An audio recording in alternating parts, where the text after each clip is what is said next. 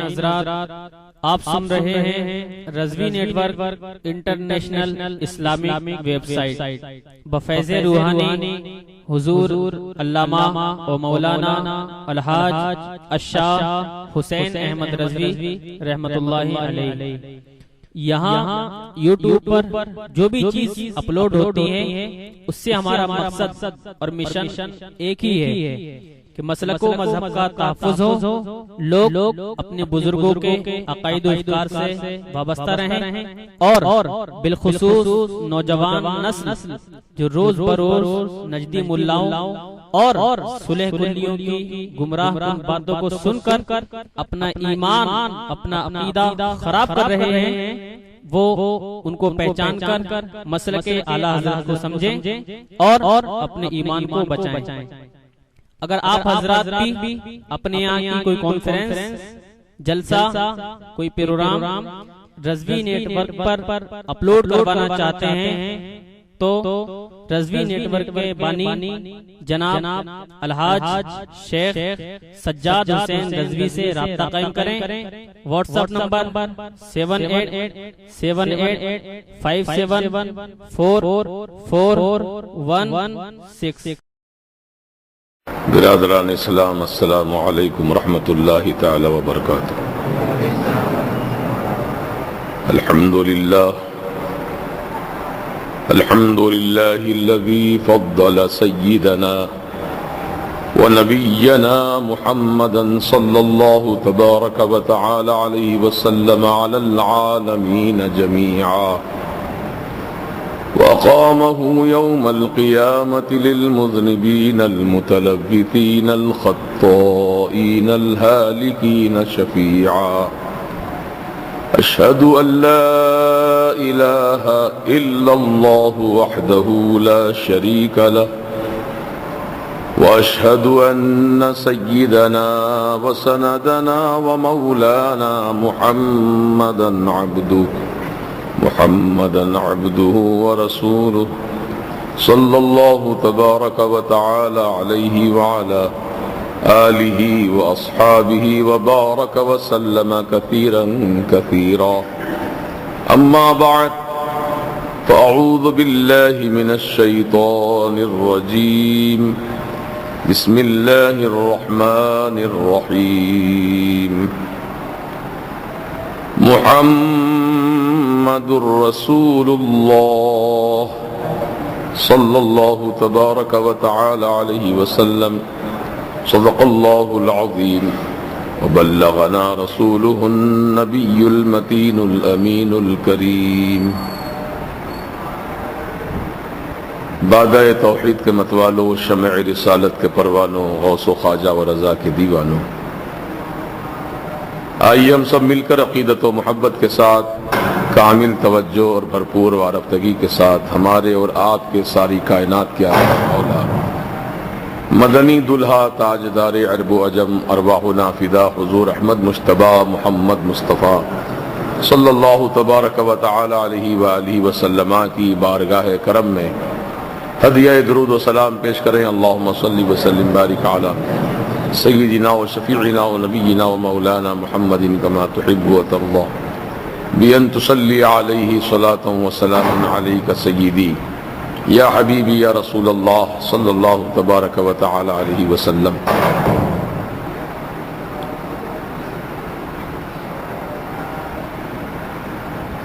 اللہ تبارک و تعالی کا کلام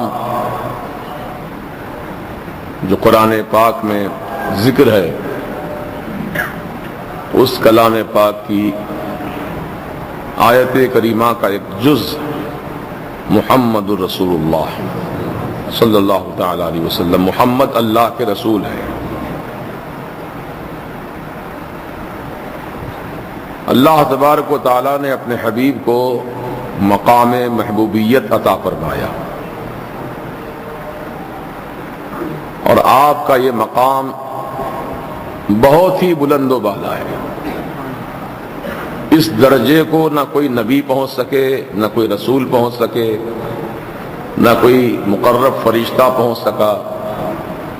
اللہ تعالیٰ نے اپنے حبیب کو وہ مقام بلند عطا فرمایا ہے۔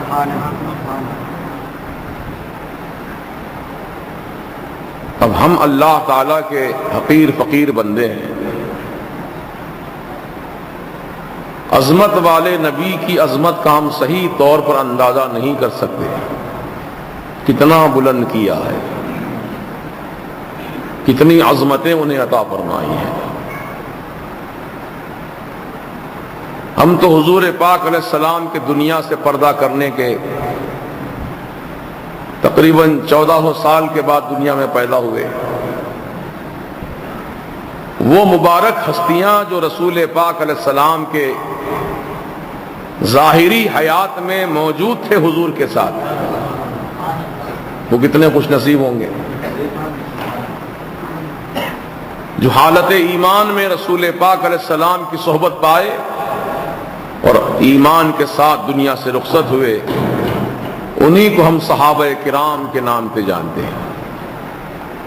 تو صحابہ کتنے خوش قسمت ہیں کہ نبی پاک صلی اللہ تبارک و تعالی علیہ وسلم کا دیدار بھی نصیب ہوا، حضور کی صحبت پاک سے بھی مالا مال ہوئے، اور حضور پاک علیہ السلام کی قربت معیت انہیں حاصل تھی۔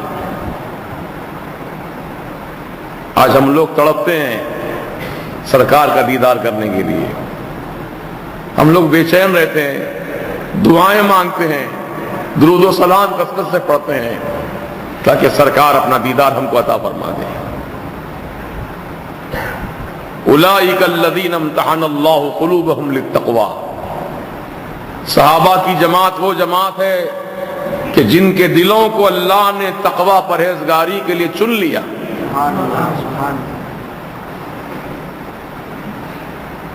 تو حضور پاک کی صحبت نے ایسا انہیں نوازا اپنے کرم سے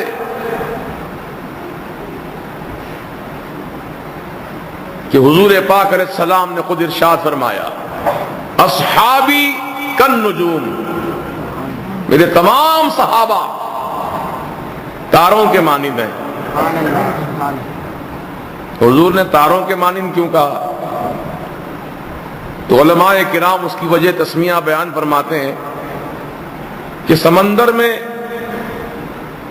پہلے زمانے میں جو ہے، جو لوگ کشتی میں سفر کرتے تھے، پانی کے جہاز سے سفر کرتے تھے، تو انہیں سمندر میں چاروں طرف پانی ہی پانی نظر آتا ہے، کون سا شہر کس طرف ہے، کون سا ساحل کہاں ہے، پانی دیکھنے کے بعد تو آدمی چکرا جاتا ہے، پانی ہی پانی ہے سب۔ تو ایسے عالم میں ستاروں کو دیکھ کر ملاح یعنی کشتی چلانے والے جہاز کے کیپٹن تاروں کو دیکھ کر اپنی سمت اور اپنے علاقے کا پتہ لگاتے تھے، تمہیں کہاں جانا ہے، ستارے دیکھ کر جاتے تھے۔ تو گویا ستاروں کو دیکھنے سے آدمی کو صحیح راستہ ملتا ہے، صحیح راستہ مل جاتا ہے۔ میرے آقا علیہ السلام کے اس فرمان پر اب غور کرو، اصحابی کالنجوم، میرے تمام صحابہ ستاروں کے مانند ہیں۔ بِأَيِّهِمْ اِقْتَدَيْتُمْ اِهْتَدَيْتُمْ، تم میرے صحابہ میں سے کسی ایک صحابی کی بھی پیروی کرو گے، ان کے نقش قدم پہ چلو گے تو ہدایت والے ہو جاؤ گے۔ اللہ اکبر، کتنا آسان راستہ ہمیں آقا علیہ السلام نے عطا فرما دیا۔ ہدایت چاہتے ہو، ہدایت چاہتے ہو، صحابہ کے نقش قدم پہ چلو، صحابہ کرام کی پیروی کرو، کیونکہ یہ صحابہ ہیں حضور کی صحبت بافیض سے مالا مال ہوئے ہیں، ہر چیز کی ہدایت انہیں حضور راست عطا فرماتے ہیں۔ تو اس لیے ان کا طرز عمل، ان کے زندگی کے طور طریقے، ان کی عبادات، معمولات، جو بھی ان کے زندگی سے متعلق چیزیں ہیں، وہ ساری دنیا کے انسانوں کے لیے، صرف مسلمانوں کے لیے نہیں، ساری دنیا کے انسانوں کے لیے مشعل ہدایت اور معیار ہدایت، ہدایت وہیں سے ملتی ہے۔ اللہ نے قرآن کریم میں ارشاد فرمایا، فَإِنْ آمَنُوا بِمِثْلِ مَا آمَنْتُمْ بِهِ فَقَدِ اهْتَدَوْا فَإِنْ آمَنُوا بِمِثْلِ مَا آمَنْتُمْ بِهِ فَقَدِ اهْتَدَوْا تم ایمان لاؤ ان صحابہ کے ایمان کی طرح. صحابہ کا جیسا ایمان تھا اللہ اور رسول کے متعلق، قرآن عظیم سے متعلق، حضور کی عقیدت سے متعلق، حضور کی محبت سے متعلق، حضور کے علم غیب سے متعلق، حضور کے حیات النبی ہونے سے متعلق صحابہ کا جیسا عقیدہ اور ایمان تھا ویسے ہی تم ایمان لاؤ.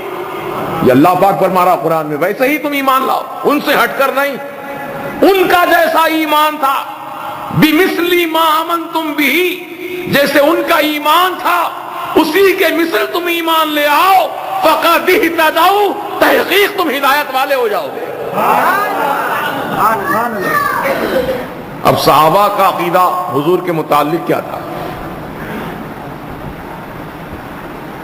صحابہ کرام حضور پاک علیہ السلام کو بے مثل اور بے مثال مانتے تھے. یہ صحابہ کا عقیدہ تھا.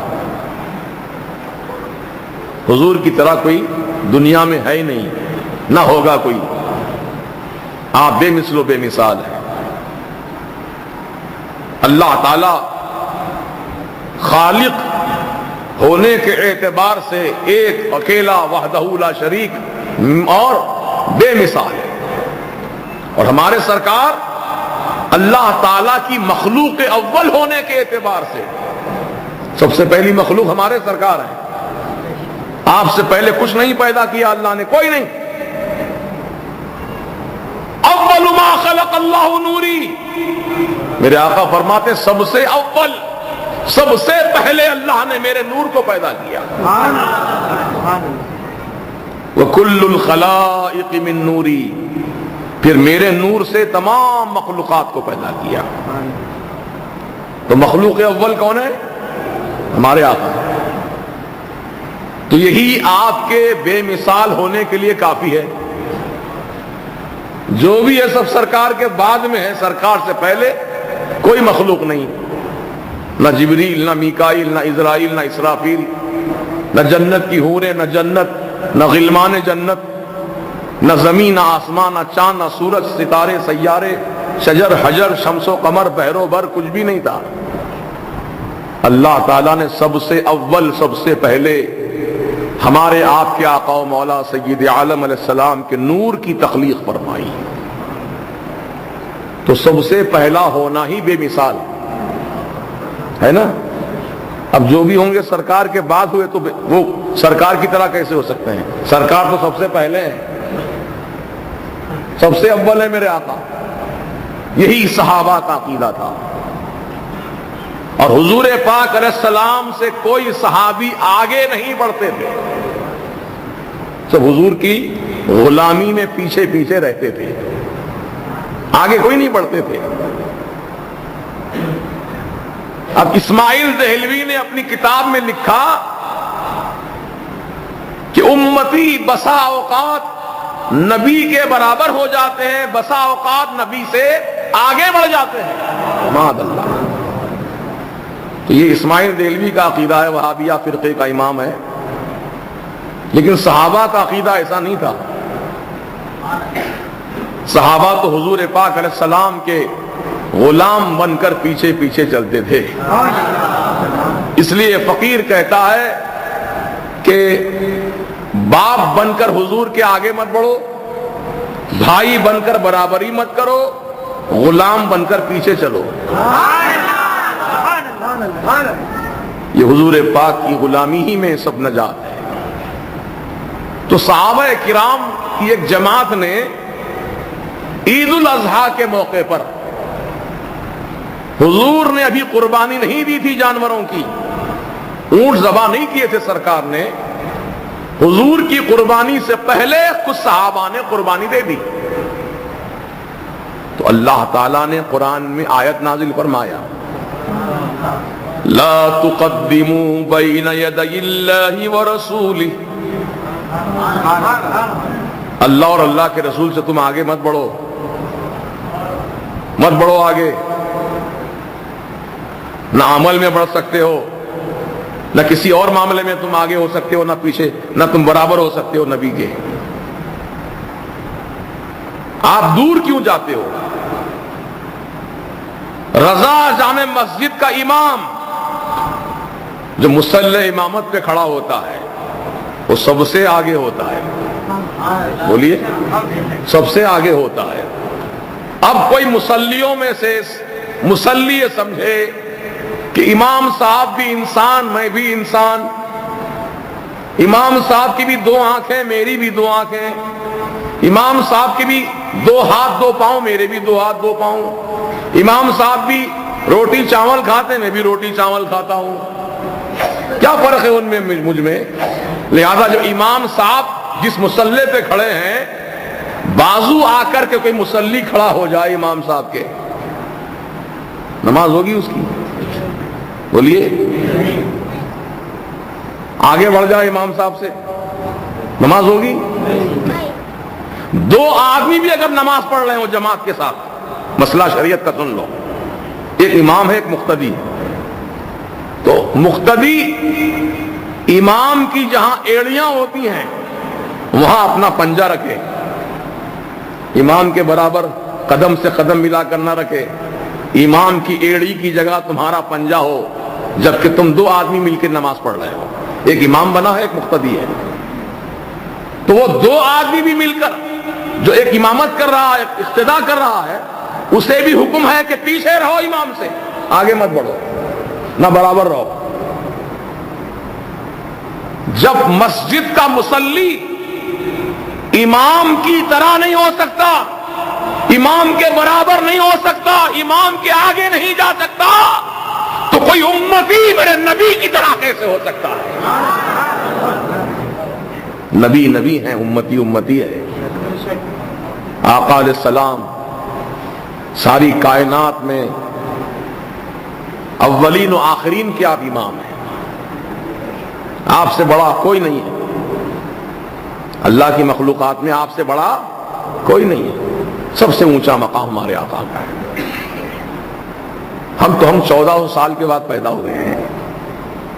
صحابہ کرام کا عقیدہ ہمارے لیے معیار ہدایت ہونا چاہیے.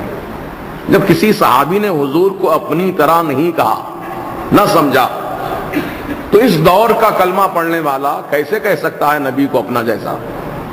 تو معلوم ہوا جو اپنا جیسا بولا رسول کو، اس کا عقیدہ صحابہ کے عقیدے سے الگ ہو گیا. جب الگ ہو گیا تو ہدایت سے نکل گیا. ہدایت پر جب تک قائم رہیں گا جب تک اس کا عقیدہ، اس کا ایمان صحابہ کے ایمان کی طرح ہو. جیسے ان کا ایمان و عقیدہ تھا ویسے ہی ہم اپنا عقیدہ ایمان رکھیں. حضور پاک علیہ السلام کو صحابہ بے مثال بھی مانتے تھے اور علم غیب جاننے والا مانتے تھے.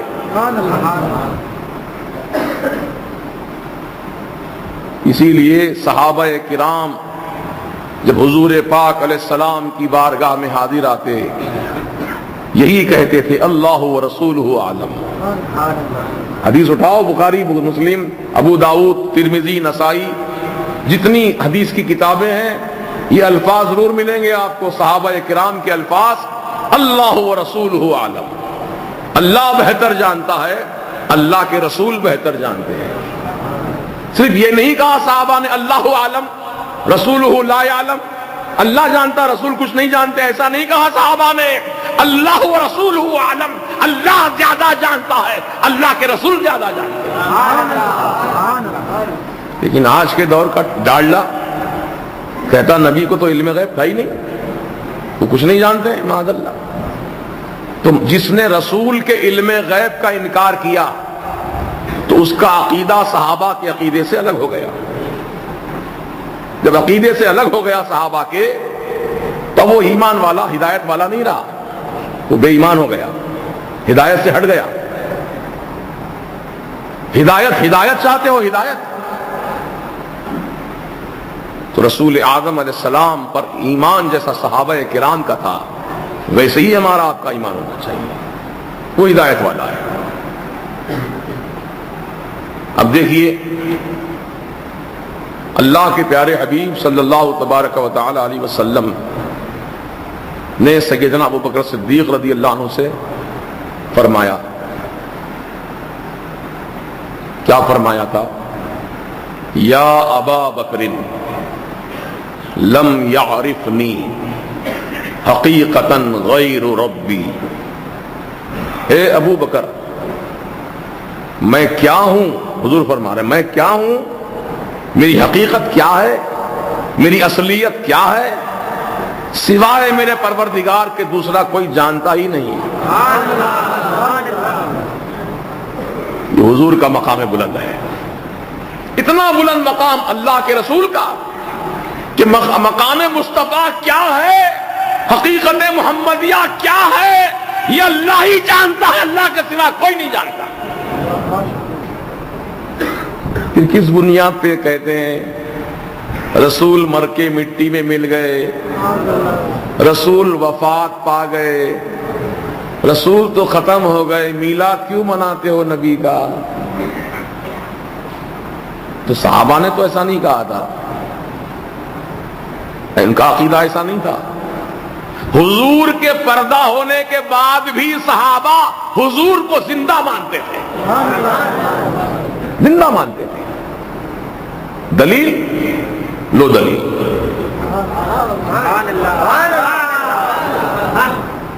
مدینے میں قحط پڑ گیا،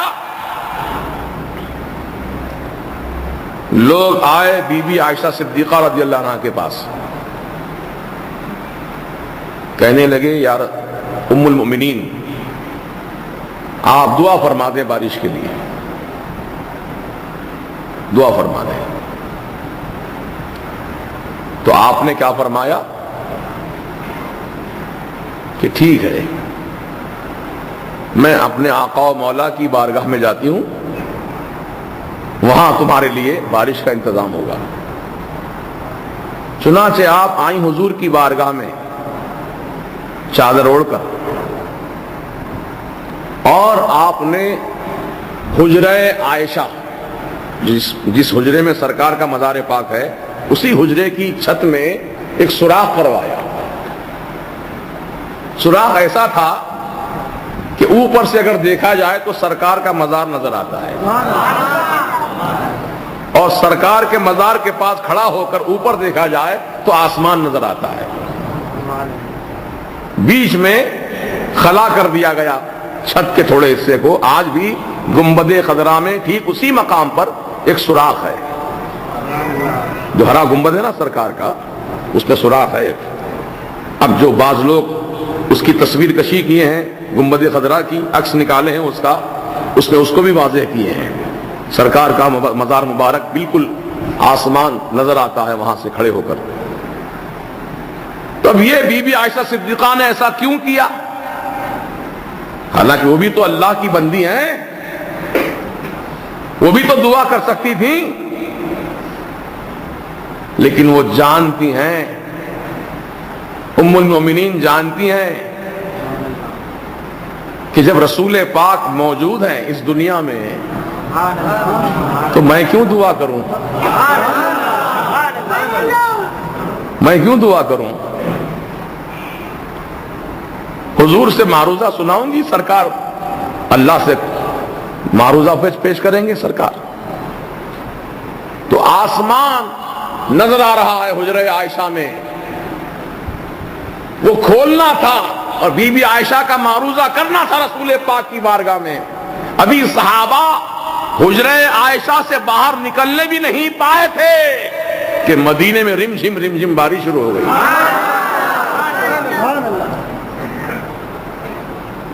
سیدنا صدیق اکبر رضی اللہ تعالیٰ عنہ نے وصیت نامہ لکھوایا تھا کہ میرا انتقال ہو جانے پر میرا جنازہ تیار کر کے حجرہ بی بی عائشہ صدیقہ کے سامنے رکھ دینا، اندر مزار سرکار کا، باہر رکھ دینا، پھر سلام عرض کرنا حضور کی بارگاہ میں، الصلاۃ والسلام علیک یا سیدی یا حبیبی یا رسول اللہ صلی اللہ تبارک و تعالی علیہ وسلم. سلام عرض کرنا حضور کو، اور پھر حضور سے کہنا کس سے کہنا؟ حضور سے کہنا. جو اپنی مزار پاک میں آرام فرما رہے ان سے کہنا. وہ زندہ ہے نا تبھی تو کہنے کی بات ہو رہی ہے. وہ موجود ہیں تبھی تو سنانے کی بات ہو رہی ہے. نبی کو سلام سنانا پھر یوں عرض کرنا کہ یا رسول اللہ علیہ السلام، آپ کا ابو بکر آپ کی بارگاہ میں حاضر لایا گیا ہے، حضور اجازت ہو تو ہم اندر لے آئیں، اجازت نہ ہو تو ہم جنت البقیع میں دفن کر دیں.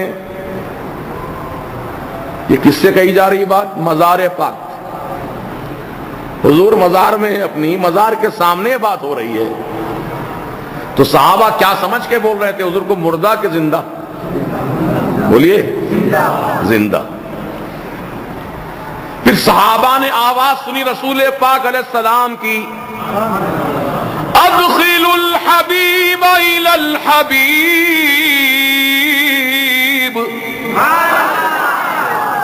حبیب کو حبیب کے پاس اندر لے آؤ. سبحان اللہ سبحان اللہ. میرے سرکار معروضہ سن لی اپنے غلاموں کا، اب فرما رہے حکم کہ لاؤ اندر میرے حبیب کو اندر لے آؤ. میں ابو بکر کا حبیب ہوں اور میں حبیب ابو بکر کا میں حبیب ہوں اور ابو بکر میرے حبیب ہیں. اس لیے آقا نے فرمایا ادخل الحبیب الی الحبیب، حبیب کو حبیب کے پاس لے آؤ، محبوب کو محبوب کے پاس لے آؤ. دروازہ خود بخود حجرے کا کھل گیا، خود بخود کھل گیا. کیا ثابت ہوا اس سے؟ کہ سرکار اپنی قبر انور میں زندہ ہیں. بولیے ہمارے اعلی حضرت سبحان اللہ جب حج کے لیے گئے تھے تو آپ نے حضور کی بارگاہ میں معروض ادب پیش کیا. سرکار خواب میں تو کئی مرتبہ آپ کا دیدار مجھے نصیب ہوا، آپ نے کرم کیا اس غلام پر، احمد رضا پر. احمد رضا کی تمنا یہ ہے سرکار ایک مرتبہ میں جیتے جاگتے آپ کو دیکھنا چاہتا ہوں. خواب میں تو کئی بار دیکھ چکا سرکار آپ کو، لیکن حالت بیداری میں اپنے سر کی آنکھوں سے کھلی آنکھیں رکھ کر آپ کا دیدار کرنا چاہتا ہوں. معروضہ قبول ہو گیا، سرکار نے اپنا دیدار عطا فرما دیا. پیش نظر ہے وہ نو بہار. کیا فرماتے ہیں اعلیٰ حضرت؟ پیش نظر ہے وہ نو بہار، سجدے کو دل ہے بے قرار. سرکار کو دیکھا اعلیٰ حضرت تڑپ اٹھے، دل میں اتنی محبت پیدا ہوئی سرکار کی کہ چاہتے تھے اعلیٰ حضرت کہ سرکار کو سجدہ کر لے، سجدہ کر لوں میں سرکار کو، آج دیکھ رہا ہوں آقا کو اپنے. لیکن پھر آپ فرماتے ہیں روکیے، ہاں سر کو روکیے. اعلیٰ حضرت کتنے شریعت کے پابند ہیں، محبت رسول بھی ہے، شریعت کی پابندی بھی ہے. پیش نظر ہے نو بہار، سجدے کو دل ہے بے قرار. روکیے، ہاں سر کو روکیے. احمد رضا تم سجدہ کرنا چاہتے ہو نبی کو، روکو اپنے سر کو، سجدہ مت کرو، تم روکو سر کو. روکیے، ہاں سر کو روکیے. یہی تو امتحان ہے کہ حضور کی محبت بھی ہو، حضور کو سجدہ بھی نہ ہو. سجدہ تو اللہ کے لیے ہے. بولیے اللہ کے لیے سجدہ ہے. دل پر تو کوئی پابندی نہیں ہے نا، سر پر پابندی ہے، جھکاؤ اللہ کی بارگاہ میں. یہ سر نہیں جھکنا کہیں اور، اللہ کے سوا کہیں اور نہیں جھکانا ہے. لیکن دل کو اللہ نے پابند نہیں کیا کہ دل اس طرح رکھو، اس طرح کرو، نہیں. دل کو اللہ تعالیٰ نے کھلا چھوڑ دیا. سر پر تو پابندی ہے، سر نہیں جھکنا خدا کے سوا کسی اور کے سامنے، لیکن دل کو تم جہاں چاہو جھکا سکتے ہو. تو اعلیٰ حضرت نے دیکھا کہ سر کو تو میں روک رہا ہوں سجدے سے کیونکہ شریعت کا حکم یہی ہے، لیکن دل میرا سرکار کے قدموں پہ قربان ہو رہا ہے. اعلیٰ حضرت فرماتے ہیں اللہ کی سرتاب قدم شان ہے یہ. انسان نہیں انسان، وہ انسان ہے یہ۔ قرآن تو ایمان بتاتا ہے انہیں، اور ایمان یہ کہتا ہے میری جان ہے یہ۔ تو رسول پاک علیہ السلام کا مقام اتنا بلند و بالا ہے، اتنا بلند و بالا ہے کہ کوئی اس مقام مصطفیٰ کو پہنچ ہی نہیں سکتا۔ پہنچ سکتا ہے کوئی؟ نہیں پہنچ سکتا۔ اب یہ ڈنمارک کا یا فرانس کا وہ بیہودہ انسان جو ہمارے آقا کا کارٹون بنا کر ہمارے مسلمانوں کا، ایمان والوں کا، محبت رسول کا امتحان لینا چاہتا ہے، کیونکہ وقفے وقفے سے کچھ نہ کچھ ایک شوشہ چھوڑا جاتا ہے دنیا میں۔ کبھی سلمان رشدی، کبھی تسلیمہ نسرین، کبھی شارلی ہیبڈو، یہ ایسے منحوس لوگ ہیں یہ کہ یہ مسلمانوں کے ایمان کی حرارت ناپنا چاہتے ہیں۔ ابھی ٹیمپریچر ایمان کا کتنا ہے مسلمان کے اندر، وہ ناپنا چاہتے ہیں، دیکھنا چاہتے ہیں، ایسے ہی حرکتیں کر کے کہ مسلمانوں کا رد عمل کیا ہوتا ہے، ریئیکشن کیا ہوتا ہے۔ مگر دکھا دیا ریئیکشن، ایسا ریئیکشن کیا کہ صفحہ ہستی سے مٹا دیا۔ گستاخ رسول کا انجام یہی ہے، کوئی ہو چاہے، ترم خواہ ہو اپنے وقت کا۔ حضور کی بارگاہ میں گستاخی کیا تو گستاخ رسول کو قتل کرنا واجب ہے، واجب ہے، واجب القتل ہے۔ ارے سرکار نے خود اپنے گستاخوں کو قتل کرنے کا حکم فرمایا نا، آپ کو نہیں معلوم تاریخ؟ مدینے میں بہت بڑا گستاخ تھا، حضور کی بارگاہ میں گستاخیاں کرتا تھا۔ حضور پاک علیہ السلام نے صحابہ کی جماعت کو مخاطب کر کے فرمایا، ہے تم میں کوئی ایسا، اے میرے صحابہ، ہے تم میں کوئی ایسا جو میری طرف سے جا کر اس گستاخ سے بدلہ لے؟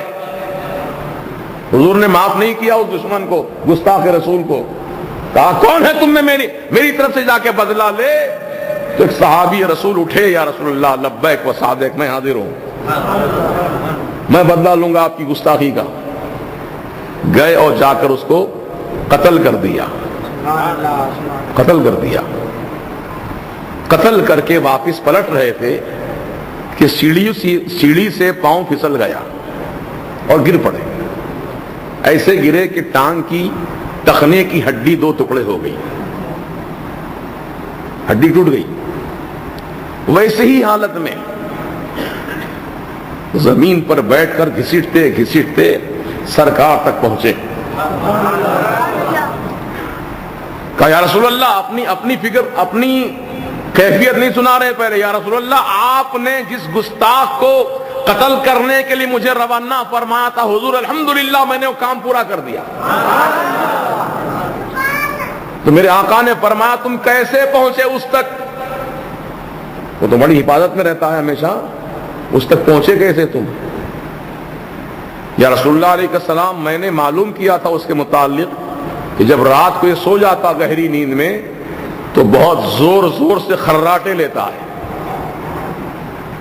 خراٹے کی آواز اس کی گونجتی ہے پورے گھر میں اس کی۔ تو خراٹوں کی آواز سنتے سنتے سنتے سنتے اس کے قریب پہنچ گیا میں اور اسے ختم کر دیا۔ یا رسول اللہ، میں ختم کر کے آ رہا تھا واپس، سیڑھی سے گر پڑا، ٹانگ کی ہڈی دو ٹکڑے ہو گئی ہے۔ آقا نے فرمایا ٹانگ اپنی سامنے کرو میرے۔ حضور پاک نے اپنے دستے کرم پھیر دیا، ٹانگ اچھی ہو گئی۔ اب بتاؤ، ہڈی کو جوڑنا یا تو راڑ ڈال کر جوڑا جاتا ہے یا پھر اس کو علاج معالجہ کر کے جوڑا جاتا ہے۔ ایسا تو کوئی دیکھنے کو نہیں ملتا دنیا میں کہ کوئی ہاتھ پھیرے اور ہڈی کو جوڑ دے۔ یہ سرکار کا معجزہ ہے، ہمارے سرکار کا معجزہ ہے، کوئی دوسرا نہیں کر سکتا یہ۔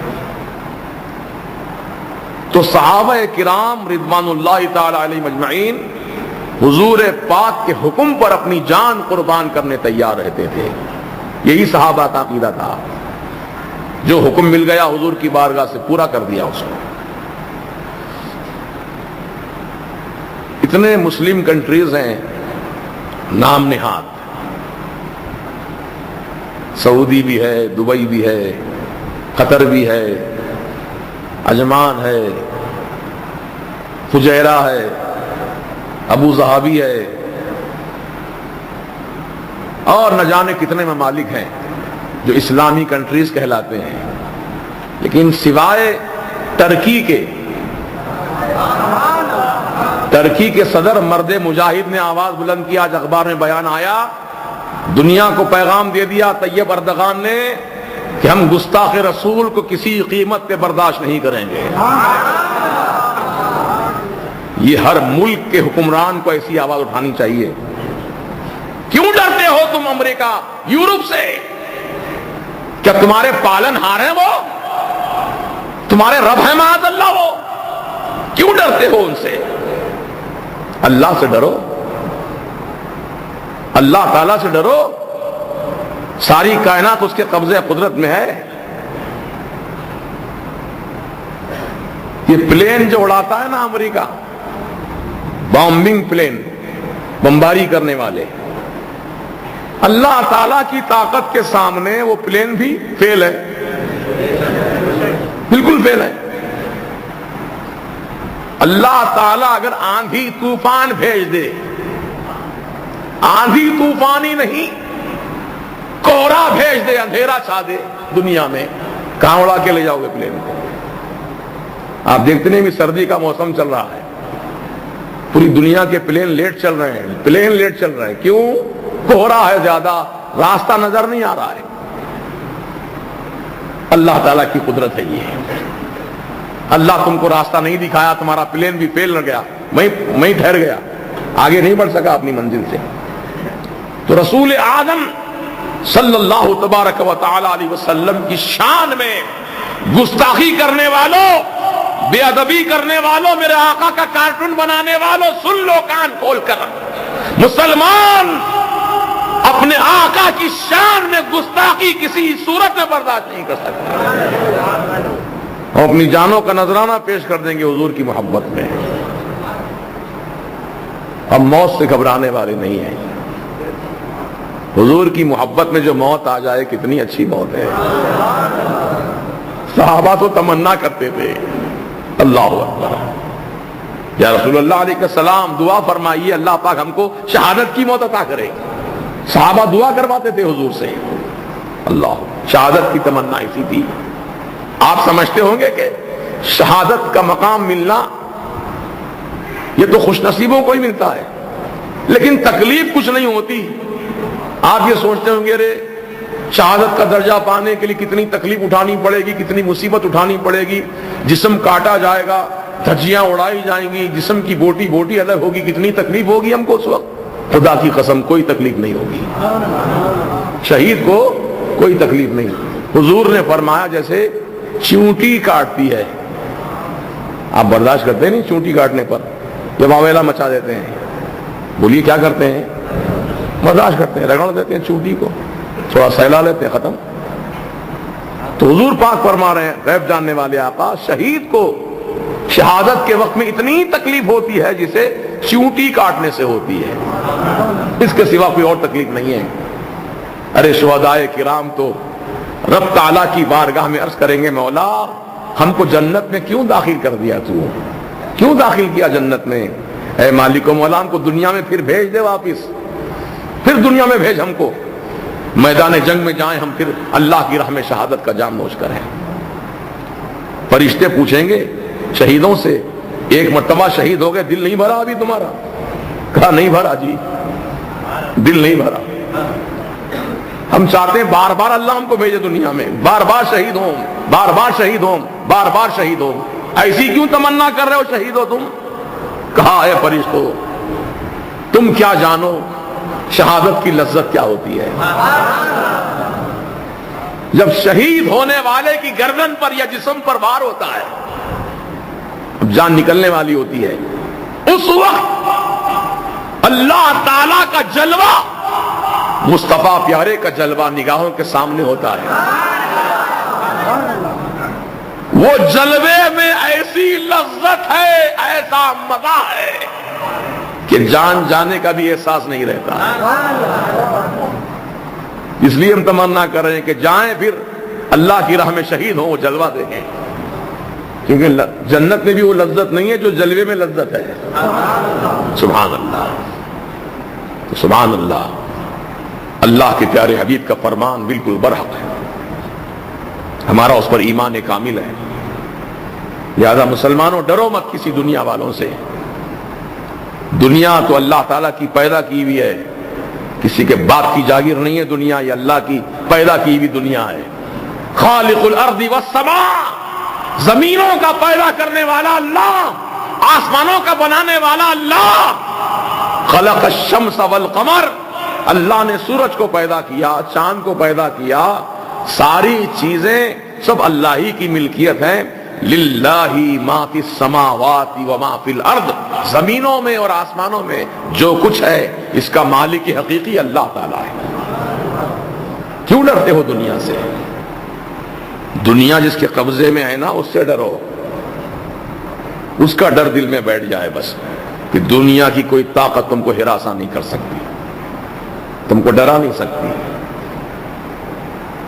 یہ ڈنمارک اور فرانس کے وہ ہجڑے جنہوں نے میرے آقا کی شان میں توہین کی ہے، یقین جانیے کچھ تو انجام کو پہنچ چکے ہیں، اور جو ابھی بچے ہوئے ہیں اللہ تعالیٰ کا عذاب یقیناً ان کو پکڑے گا، یقیناً پکڑے گا، وہ بچیں گے نہیں اللہ کے عذاب سے۔ دیکھو اللہ تعالیٰ سب معاف کرتا، لیکن دو چیزوں کو معاف نہیں کرتا۔ ایک شرک، اللہ تعالیٰ کے ساتھ کسی غیر کو شریک کر کے اس کو خدا جانا، اس کو معبود مان کر اس کی عبادت کی، اس کو شرک کہتے ہیں۔ تو شرک کرنے والے کو اللہ کبھی معاف نہیں کرے گا۔ ان اللہ لا یغفر ان یشرک بہ، جو اللہ کے ساتھ شریک کرتے ہیں کسی دوسرے کو، اللہ ان کو ہرگز معاف نہیں کرے گا۔ وَيَغْفِرُ مَا دُونَ ذَلِكَ لِمَن يَشَاءُ، اور ان کے سوا جتنے گناہگار ہیں اللہ جس کو چاہیں گا معاف کر دے گا۔ ایک تو یہ بات ہے۔ دوسرے، حضور کی شان میں توہین کرنے والے کو اللہ معاف نہیں کرتا، کبھی معاف نہیں فرماتا۔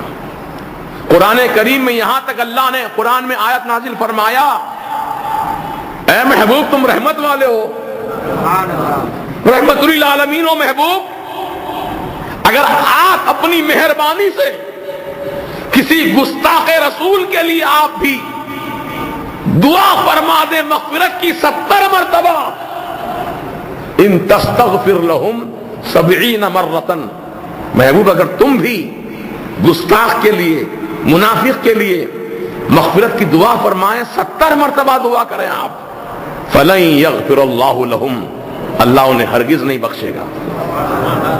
تو معلوم ہوا شرک کرنے والے کی معافی نہیں ہے، اور گستاخ رسول کی معافی نہیں ہے، کوئی معافی نہیں ہے، کوئی معافی نہیں ہے۔ اللہ تعالی گستاخ رسول کو اپنے عذاب میں ضرور پکڑے گا۔ ارے میاں یہ تو نبی ہے، نبی، اللہ کی قسم یہ نبی ہے، یہ اللہ کے محبوب ہیں، رسول ہیں، رسول اعظم ہیں، نبیوں کے سردار ہیں، رسولوں کے آقا ہیں۔ حضرت صالح علیہ السلام کی اونٹنی، جانوری تو ہے نا اونٹنی، انسان تو نہیں ہے، اونٹنی، لیکن اللہ نے اس کو اپنی نشانی بنا دیا۔ ہذہ ناقۃ اللہ، یہ اللہ کی اونٹنی ہے، کیونکہ صالح علیہ السلام کی قوم نے آپ سے یہ تمنا کی تھی، مطالبہ کیا تھا، اگر آپ سچے نبی ہیں اللہ کے تو یہ پہاڑ کے اندر سے اونٹنی نکالو۔ پتھر ہی پتھر ہے، پتھر میں سے کہاں سے اونٹنی آئے گی؟ وہ سمجھتے تھے ناممکن کام ہے، لیکن اللہ کے لیے سب ممکن ہے۔ تو اللہ تعالیٰ نے صالح علیہ السلام کو اونٹنی بطور معجزہ کی عطا فرمائی، اور وہ بھی شرط رکھی، اس قوم نے شرط رکھی اونٹنی ایسی پیدا ہونا جو گابھن ہو، یعنی پیٹ سے ہو اونٹنی، بچہ پیدا کرنے والی ہو، ایسی اونٹنی پیدا کرانا۔ یہ پہاڑ کے اندر سے اللہ نے پیدا کر دیا، نکل گئی اونٹنی پہاڑ کے باہر۔ تو اللہ نے پھر فرمایا ہذہ ناقۃ اللہ، یہ اللہ کی اونٹنی ہے، اس کو تکلیف نہیں پہنچانا، یہ اللہ کی اونٹنی ہے، اس کو تکلیف نہ دینا، اذیت نہ دینا۔ تو اب میں آپ سے پوچھتا ہوں، اللہ کی اونٹنی کا مقام بلند ہے یا اللہ کے رسول کا مقام بلند ہے؟ رسول اللہ کا مقام بلند ہے. تو اونٹنی جو اللہ کی اونٹنی تھی، اس اونٹنی کو صالح علیہ السلام کی نافرمان قوم نے تکلیف دی، اس کے پونچھے ٹانگیں کاٹ ڈالی، اس کی اونٹنی کی جہاں سے ٹانگیں کاٹی تھی نا خون بہنے لگا، اسی خون میں سے اللہ نے آگ پیدا فرما دیا. ایسا عذاب آیا، فرشتے کو حکم دیا چنگھاڑ مارو اس قوم پر. فرشتے نے زوردار آواز لگائی، اس آواز کی ہیبت سے سب ختم ہو گئے. آیا نا اللہ کا عذاب، نافرمانی کی، اللہ کی اونٹنی کو تکلیف پہنچائی. والذین یؤذون رسول اللہ،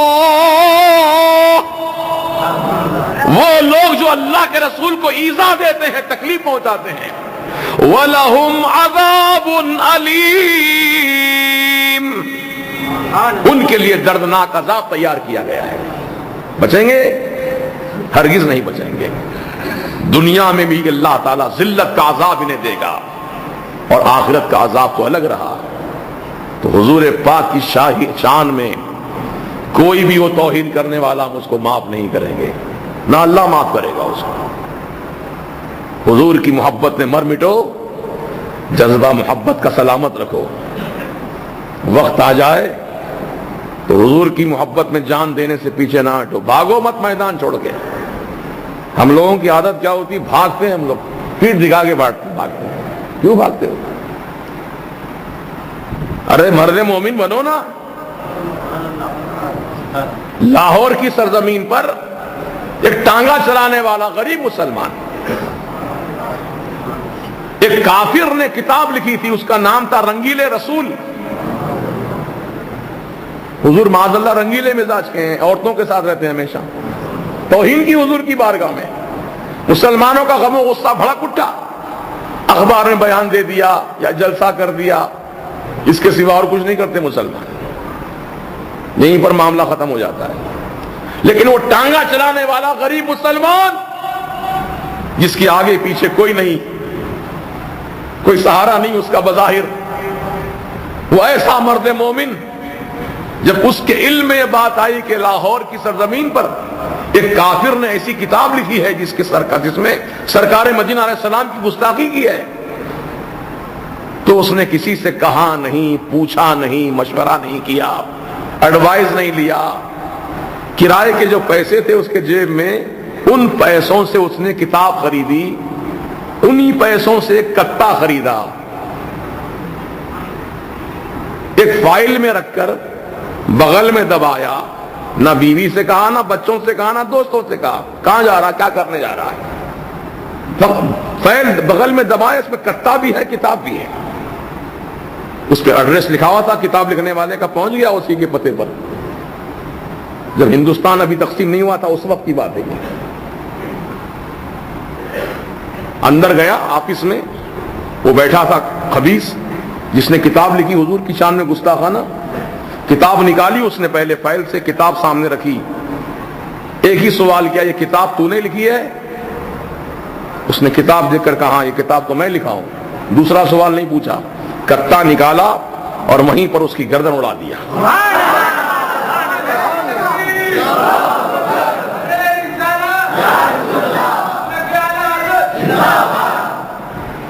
مرد مومن تھا، بھاگا نہیں مار کر اس کو، بلکہ اس مردود گستاخ رسول کی لاش کو گھسیٹتا ہوا پولیس تھانہ لے کر گیا.